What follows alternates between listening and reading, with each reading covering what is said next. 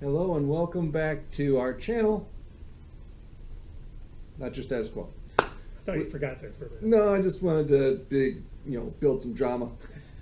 Anyway, Mission accomplished. tonight we'll be doing a spoiler-filled review of Solo, Star Wars story, which, well, we'll get to that, but it was better than what they're saying it is. Remember, if you like what you see, hit subscribe, hit the like button, and please hit the little bell so you'll be notified when we create new videos. And remember, this is spoiler filled. So if you have not seen the movie and don't want to know what things that happen, please stop watching now and come back later. Okay, performances. Alden, who played Han Solo, was amazing. You know, I think he really made it his own character. He wasn't trying to imitate Harrison Ford. He just made it his own. And when you first see him, you're kind of like looking and like, okay, what's he gonna do? But man, I think he nailed it. I thought he was awesome. Yeah, you could really see how that character could have evolved into what Harrison Ford did.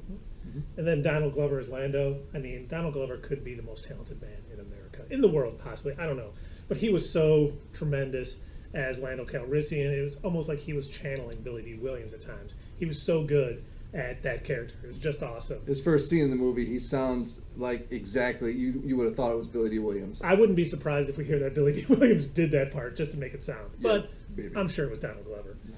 You know, and I really liked everyone's performance in this. Some, better than others. But I think Ron Howard, the director, really brought out the best in everybody.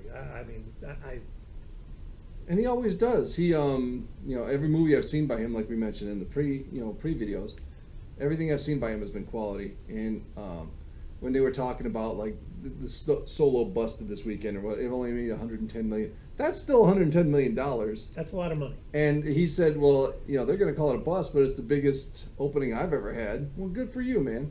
You deserve it. Okay, now plot points. I thought it was an excellent movie. I liked the way we see his origins. Him and Kira. Kira, yeah. That's his motive. It gives him his motivation immediately throughout the movie to go and do everything he does to get back to her. How he got his name, I guess we'll get into that in the next section. But as far as the plot goes, it was cohesive. It seemed like they were doing things for a reason. It wasn't just shots out in space, shots in the dark. It had a good flowing story, and I thought it flowed very well. Yeah, I had little expectations going into this movie, and I absolutely loved it. I thought they did a great job. The first scene in the movie, kind of underwhelming, but after that, it really picked up. And I think the best part of this is we really saw the underbelly of the Star Wars universe, the criminal syndicates, something we've never seen in a Star Wars film before. And, not only did this movie set up a sequel nicely, but it also set up it did a great job of world building. And I really hope that, down the line, the next couple of Star Wars story films, whether it be Boba Fett, Obi-Wan Kenobi, another Solo film, I hope we get all of those. But I hope they all tie in together and they all kind of start creating this sort of cohesive, pre-New Hope universe that, they really start tying together. Because they really tied a lot into this movie, into future movies. And I can't say enough good things. Really awesome. If you haven't seen it yet and you're watching our spoiler-filled review, go see it. And another thing, every movie they've done so far is tied into the main story. Like, obviously, this is a second side thing, but Rogue One definitely went right into the New Hope. So if you build a universe around it, like I know most people aren't watching the Clone Wars and the Rebels and the because the main complaint I've heard is, oh, it's a cartoon. But man, if you watch it, you can really get into it. That's the same thing I said before I started watching it. So these movies, these side movies, are actually building the rest of the universe from what you were just seeing in the main story, and so it gives a background to everything. I think they did a great job with it. I agree 100%. Okay, other items of note. First off, we kind of got an opening crawl, but not really. So I'm not sure why that is, didn't give it to us. I don't know if that's kind of the theme for the Star Wars story ones, no opening crawl. They kind of gave us some information prior to it in a kind of words on the screen. So it was kind of an opening crawl, but it wasn't. And by the way, I just wanted to mention you're on the dark side of the Force. I did notice that. The sun is shining bright out there. I'm the Jedi. So even though there's no Jedi really in this movie. That's true.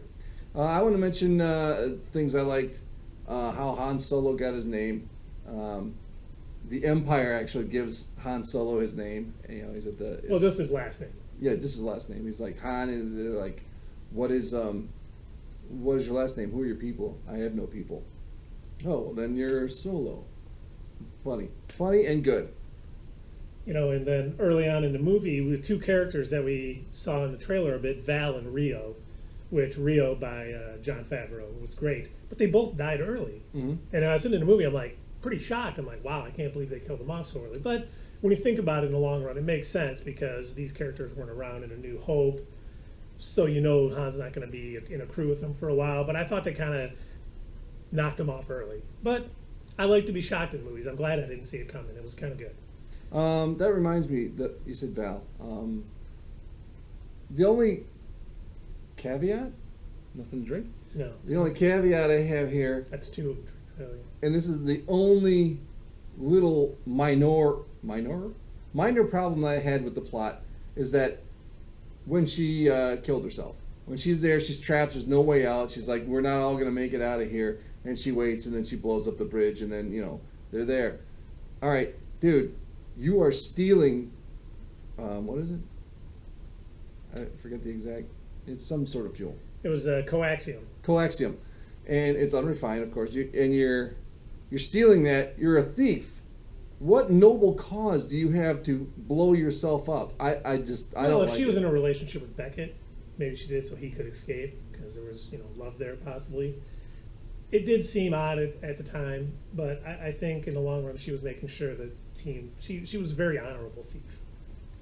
It doesn't click for me. I mean, if you're like trying to save the universe, that's my only. You might have a problem with it, but I just thought it was like, well, that's not really noble. You're actually a thief. You're not really helping anybody out. So, go ahead.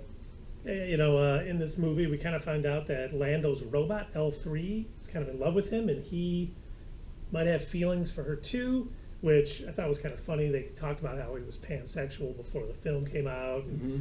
But if you remember, in Return of the Jedi, he's talking to the nav computer and he says, "Hear me, baby, hold together." And that kind of gives whole new meaning, knowing that L3 became a part of the nav computer. And then also in Empire Strikes Back, when the nav computer's like, Cloud City, Bespin, hey, that's where Lando is. L3 was in there, so it's kind of, adds new meaning to that scene from Empire for me. It does. Once It makes again, it deeper. Yeah, connecting the movies, doing a lot of things. I thought that was great. Yeah, I heard a lot of talk about him being a pansexual in that movie, but it's like Donald Glover said, there's so many things in space, you never know what you're going to be attracted to. And I'm paraphrasing. Yeah, yes. But yeah, so I didn't find an issue with that at all. I liked how they found Chewbacca, just according to the canon, as the original movies, as they found him. Han was freed him from slavery, and I didn't know that he spoke Wookiee. I knew he understood it, but he spoke it in the movie, and that was kind of cool. I liked how they brought that in. And later on in the film, we find Enfys Nest, who was a part of that swoop bike gang. They catch up to Beckett and company when they're refining the coaxium after they get it off Kessel. And I just thought it was great because, before they can hand it over to Dryden Voss, it's revealed that the Cloud Riders are actually a rebel cell, kind of building up against the Empire. Once again, connecting dots all through these movies to kind of build up to it. So we're getting planting seeds. Yeah, we're getting the rebel cell early on, and Han having some connection to them, which would kind of show why he joined up with the rebels. A New Hope, besides Leia being. Mm-hmm. Okay. And then we also get Beckett. He betrays Han at the end when he said he's going to leave, but he knows the plan, and he ends up informing Voss of Han's plan. But Han really didn't tell him the whole plan, so it kind of worked out in the end. But the one thing that I didn't see coming necessarily, and I loved it, after Kira kills Voss, instead of leaving with Han, she contacts Darth Maul, who is the leader of the Crimson Dawn, which was amazing. In the movie, you leaned over and said, I have trouble with this timeline. Yeah. And I'm like, you shouldn't. Dave had not seen the Clone Wars cartoon yet, or Star Wars Rebels, which I had, so I know that he had survived and basically got some robotic legs, and he had the robotic legs. So it was very cool seeing him leading this organization. And, you know, Kira, even though she saved Han and has feelings for him, she was still in it for herself. She let Han go after Beckett, and she took off to become Maul's second in command. Once again, we talked about how this was setting up sequels. I really want to see Solo too, because I think it could be really good. You know, Han's flying off to see, you know, Jabba on Tatooine. Kira's going off to Maul. You know, how is it going to intersect later? Is Han going to see Maul ever? Yeah, and is he ever going to see Kira again? You know, I think there's something there. There's plenty of there to make another Solo movie, but I hope that the poor showing doesn't stop that. Well, there's still time for it to make money. You know, it was a lot of things going on, like you talked about in your article on our website. Infinity War is still out. Mm-hmm. Deadpool 2 is still out. Mm-hmm. It was a very nice holiday weekend. The weather was nice. Mm-hmm. So, you know, it may pick up pace. It's still probably going to be the #1 movie in the United States this weekend. So it's doing well with DVD and Blu-ray sales and everything. I think it'll make money. Yeah. And, you know, one other thing I think Ron Howard did intentionally is there's no debating that Han shot first this time. George Lucas cannot get a hold of this. You know, when he runs out and he's in Beckett's path, he ends up shooting Beckett and killing him, which makes sense too. It's kind of his mentor. He's not in any other, you know, not talked about in A New Hope or anything. Yeah, he didn't die straight away. You know, Yep. he had a moment to talk to him, and he approved of what he did. You know, so that, you know, it's like, I told you never to trust anybody, and you didn't because he didn't tell him the whole plan. So he does learn. You know.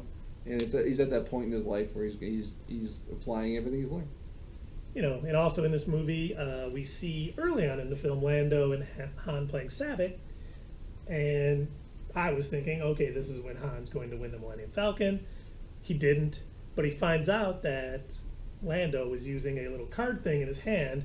So at the end of this film, you see him playing again, and when he goes up to hug him, he takes the card away, so he couldn't win, and he ends up winning the Falcon. I just thought that was a nice touch. Yeah. Because I wanted him to get the Falcon sooner than later, because that's what I remember, especially when I was young and saw these movies the first time. It was... Well, they're both scoundrels. Yes, they are. You know. And then finally, the last thing, you know, before Beckett had been killed, he was talking about this big shot gangster, you know, and a lot of work that he has. And we know through, you know, Han Solo dropped a shipment of spice that he was carrying for Jabba the Hutt, and that's why Jabba was after him, you know, in A New Hope. Now, I hope we see this, if we don't see it in the next film, because maybe something's going to happen on their way to Tatooine to distract them, and it won't be this, but I hope at some point we find out what happened. Did he actually, you know, drop the spice that he was smuggling because the Empire was on him, or did he sell it to a third party and put that money towards the rebellion? Because that'd be kind of nice. You know, everyone thinks he lost it, he turned and ran because the Empire was there, but there's always ulterior motives. So it'd be cool to see him helping the rebellion out even before New Hope once again. And when he started talking to, what's her name? Not Kira, the other girl. Of the Val? Rebel side. Oh, Empress Nest. Empress Nest. When he's talking to her and he's, you know, going over his plan, but before he walks back there, Kira goes, he's going to help you. And, you know, maybe that'll lead into that. Maybe he's like a silent, you know, provider for the beginnings of the rebellion. Yeah, he's working for Jabba to make money, and he sees an opportunity to make a whole lot of money for the rebellion, and he's willing to put his life on the line because he knows Jabba's coming after him if he doesn't, you know, deliver it and give Jabba his money. So he's willing to put his own neck out there to help the rebellion. I think that'd be great for character development for Han. Oh, yeah.